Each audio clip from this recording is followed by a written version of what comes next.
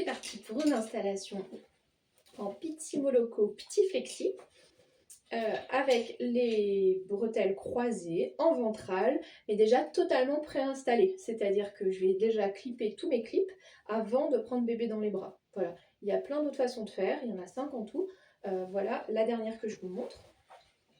Hop, donc on va venir mettre la ceinture bien sous poitrine et on va venir clipper dans le dos.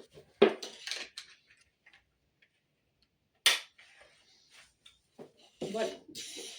Ici, ce qui va être super important, c'est de déjà bien desserrer mes bretelles parce que je vais devoir avoir la place de passer mon bébé une fois que je vais avoir mon installation. Donc voilà, pour moi, je vais vraiment complètement les agrandir.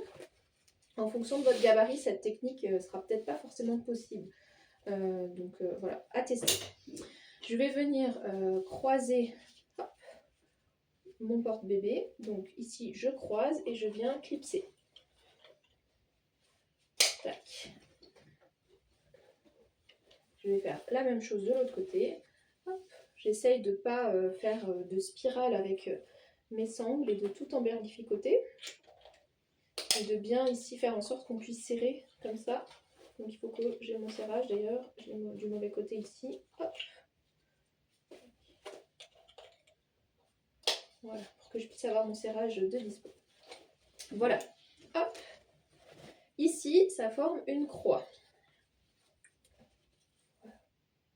Alors j'aurais bien évidemment pu déjà mettre sur mon épaule et tout ça. Là je vous montre, si vous utilisez cette technique, l'idée c'est de ne pas tout déclipser à chaque fois et donc de faire que en serrage-desserrage. Et donc je vous montre si vous laissez tout le temps votre porte-bébé dans cette configuration. Donc vous allez avoir ici la croix, je vais avoir ma tête ici, la croix dans le dos et du coup chaque bras dans, près des bretelles en fait sur les côtés. Hop. Donc le plus simple c'est que je mets mes bras sur les côtés, je prends ma croix ici, que je vais emmener dans mon dos. Hop, pour l'enfiler. Voilà, donc il faut que ça ressemble à ça. Ok. L'espace ici, en fait, ça va dépendre un petit peu de ce que vous aimez bien, comment vous avez l'habitude et tout ça. Il n'y a pas forcément besoin d'avoir autant d'espace pour faire venir mon bébé, donc je peux déjà faire un tout petit pré-serrage et donc aller chercher mes sangles.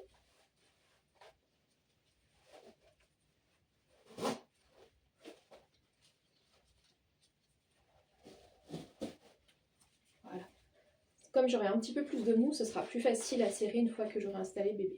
Ok.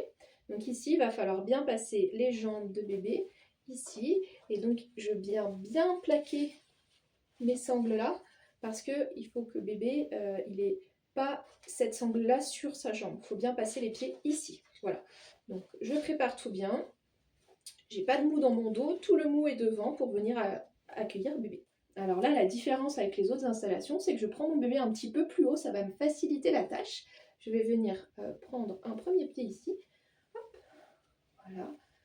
Je viens ici pour prendre le premier pied, je le place au bon endroit. Je descends un petit peu mon bébé et je vais faire pareil de l'autre côté. Hop. Voilà. Donc là, la petite difficulté, ça va être en faire en sorte que le pied se mette au bon endroit. Donc là, on est tout bien.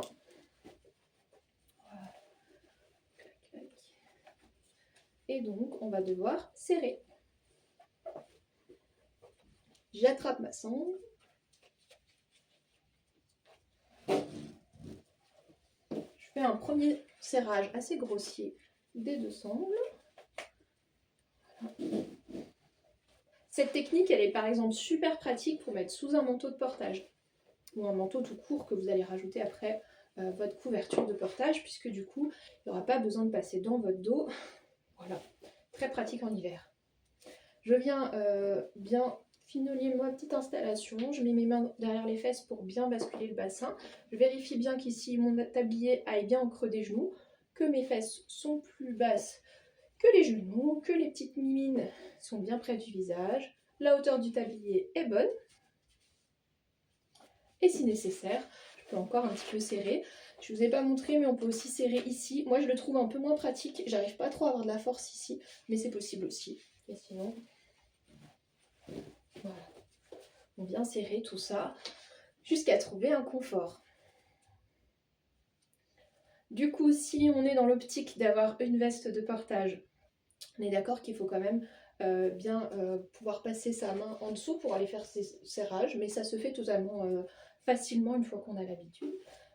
Pour enlever bébé, on peut aussi du coup déclipser ici, c'est beaucoup plus facile. Mais si on veut faire de la même manière que je l'ai installé, et ben on va venir desserrer cette fois-ci les deux bretelles.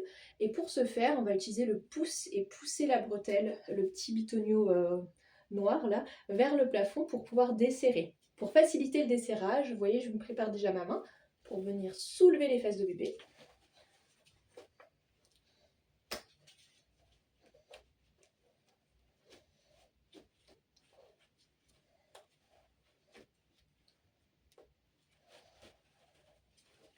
Voilà, j'ai desserré mon porte-bébé. Je vais pouvoir descendre, faire du mou, voilà, descendre en bras pour pouvoir sortir mon bébé. Hop, et voilà.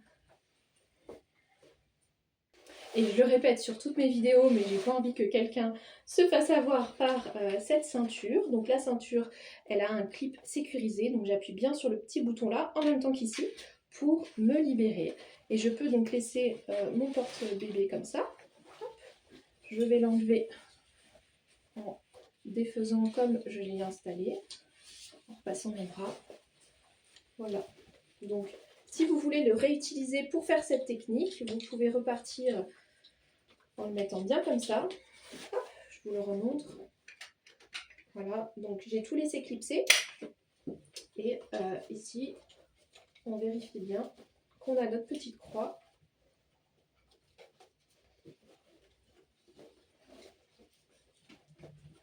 Voilà, donc il faut bien retrouver le porte-bébé comme ça. Redesserrer bien mes sangles. Hop, pour pouvoir reprendre comme le début de la vidéo. Et puis repartir sur un nouveau moment de portage. Voilà.